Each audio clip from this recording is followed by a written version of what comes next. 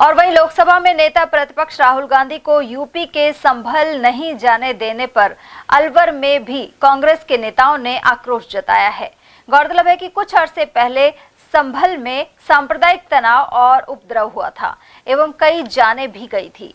उधर पूर्व केंद्रीय मंत्री एवं एआईसीसी के महासचिव जितेंद्र सिंह के अनुसार भाजपा नफरत की राजनीति कर देश का सामाजिक सद्भाव बिगाड़ रही है। राहुल गांधी को संभल जाने से रोककर उन्हें पीड़ितों से मिलने नहीं दिया जा रहा है। उन्होंने कहा कि भाजपा देश की एकता, अखंडता और भाईचारे को कभी नहीं मिटा पाएगी।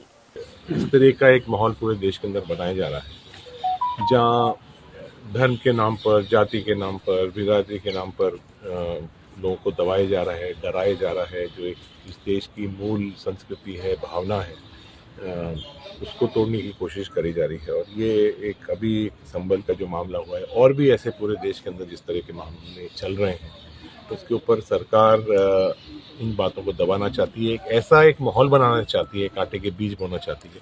इसलिए राहुल गांधी जी को नहीं जाने दिया और उनका पूरा एक तरह से राजनीतिकरण कर रहे हैं, समाज के बीच में तोड़ने का काम कर रहे हैं। ये बहुत दुख की विषय की बात है। लेकिन आज जो परिस्थिति बन रही है, चाहे संभल में हो, चाहे और भी जगह पर हो, जनता कांग्रेस पार्टी के साथ, राहुल गांधी जी के साथ, खासतौर से उनके साथ खड़ी हुई है। और इस तरह के जो कार्य करने की प्रयास कर रहे हैं, कोशिश कर रहे हैं, उस पर कामयाब नहीं हो। उधर नेता प्रतिपक्ष टीकाराम जूली ने कहा कि राहुल गांधी को संभल जाते वक्त रास्ते में ही रोककर उन्हें फिर टारगेट किया गया है। वहीं देश के आजाद होते वक्त तय किया गया था कि जो धार्मिक स्थल जिस स्थिति में है उन्हें उसी तरह रखा जाएगा। इसके बावजूद भाजपा धार्मिक स्थलों से छेड़छाड़ कर रही है। राजस्थान में भी अजमेर दरगाह को लेकर बेवजह विवाद पैदा किया जा रहा है। देखिए, ये लोकतंत्र का हनन है। आज लोकसभा के नेता प्रतिपक्ष है राहुल गांधी जी, और वो वहाँ जो वाकया घटा है, इतनी बड़ी जो वहाँ घटना हुई है, उसको देखने जा रहे थे, वहाँ उनको जाने नहीं दिया जा रहा। तो एक प्रकार से इमरजेंसी से भी बुरे हालात इन लोगों ने देश के अंदर कर रखे हैं। और ये पहला मौका नहीं है, इससे पहले भी लगातार इस प्रकार के काम केंद्र की सरकार करती आई है, जो कि संविधान के विरुद्ध है, संविधान को कमजोर करने वाले हैं। राहुल जी जहां कहीं भी जाते हैं, उनको रोकने का काम ये लोग कर रहे हैं। ये देश के लिए, आने वाले समय के लिए सही नहीं है। ये लोकतंत्र को कमजोर करने की साजिश है। सर, अजमेर दरगाह की भी जांच और फिर उसके बाद सर्वे पता नहीं क्या क्या करेंगे, तो राजस्थान में भी माहौल खराब करना चाहते हैं। तो पूरे देश में, यूपी में भी बदायूं, संभल कई जगह चल रहे हैं। ये सारा इनका एजेंडा यही है, हिंदू मुस्लिम फैलाओ और राज करो, ये इनका एजेंडा है। आज काम की बात करें, मोदी जी बताएं कि स्मार्ट सिटी कितनी तैयार होगी, इसके बारे में वो बताएं कि उन्होंने कितने लोगों को रोजगार दे दिया, 2 करोड़ युवाओं को रोजगार की बात कर रहे थे। वो बताएं कि किसान की आमदनी दुगनी हो गई कि नहीं हुई। वो बताएं कि आज देश के अंदर SC, ST, OBC, माइनॉरिटी, महिला, बच्चे जितना उत्पीड़न हो रहा है, उस पर इनका क्या विचार है। ये बताएं कि जो युवा आज नशे की गिरफ्त में आ रहा है, सट्टा जुआ बढ़ता जा रहा है लगातार, उस पर रोक लगाने का क्या काम कर रहे हैं। ये जब देश आज़ाद हुआ, उस समय तय हुआ था कि इस प्रकार के कोई भी जो धार्मिक चीज़ें हैं, उनको आपस में अब कोई उस पर उंगली नहीं उठाई जाएगी। उसके बावजूद भी ये लोग इस प्रकार का जो कर रहे हैं, मैं समझता हूँ देश हित में, समाज हित में है नहीं। इन चीज़ों को राजस्थान के अंदर भी ये जो लेके आ रहे हैं, ये आने वाले समय में घातक होगा। उधर जिला कांग्रेस कमेटी के महासचिव अनवर साजिद खान ने भाजपा पर लोकतंत्र की हत्या एवं तानाशाही के आरोप लगाए हैं। उन्होंने यूपी के संभल जाते समय नेता प्रतिपक्ष राहुल गांधी को रोकने का उदाहरण दिया। साथ ही कहा कि अल्पसंख्यकों पर अत्याचार किए जा रहे हैं। भाजपा ध्रुवीकरण करके बड़ा वोट बैंक पाने के प्रयास में लगी रहती है। अब मुस्लिम समुदाय के धार्मिक स्थलों को निशाना बनाया जा रहा है।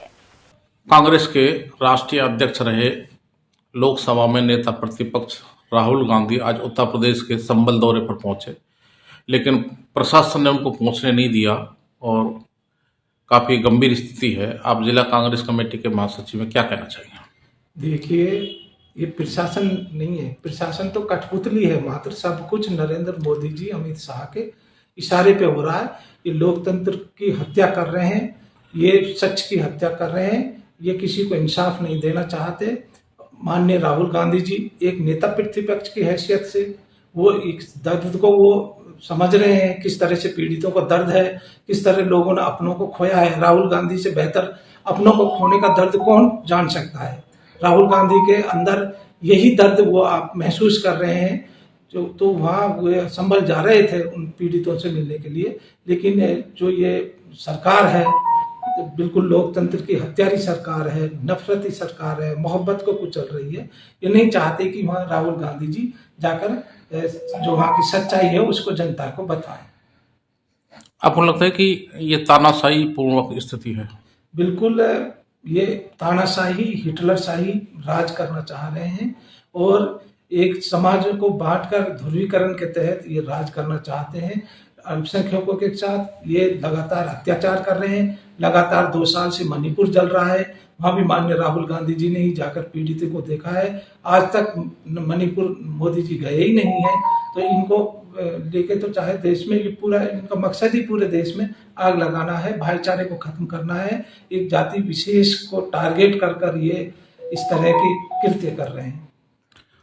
जो उत्तर प्रदेश में जो बदायूं संभल में जो हो रहा है, जो मस्जिद दरगाह हैं उनको जिस तरह से सर्वे या जांच के नाम पर, तो आपको लगता है कि हिंदू मुस्लिम की जो राजनीति है या हिंदू मुस्लिम की खाई को बढ़ाना चाहते हैं, जिसकी वजह से हिंदुओं का ध्रुवीकरण भाजपा के पक्ष में हो सकता है? बिल्कुल, ये एक बहुत बड़ी साजिश है और साजिश के तहत ही ये इस घटना को अंजाम दिया गया है। इनकी लोकतंत्र में आस्था नहीं है, कानून के मानते नहीं है। देखिए, वर्शिप एक्ट 1991 में आया हुआ है कि सन 47 तक जो धार्मिक स्थल जिस स्थिति में थे उनको उसी स्थिति में रहना दिया जाए, लेकिन ये न कानून को मानते हैं, न लोकतंत्र को मानते हैं, न ये संविधान को मानते हैं। इनका मकसद सिर्फ देश को बांटकर राजनीति करने का है और ये उसी लक्ष्य पर आगे बढ़ रहे हैं और ये इसी तरह से देश में आग लगाकर राजनीतिक रोटियां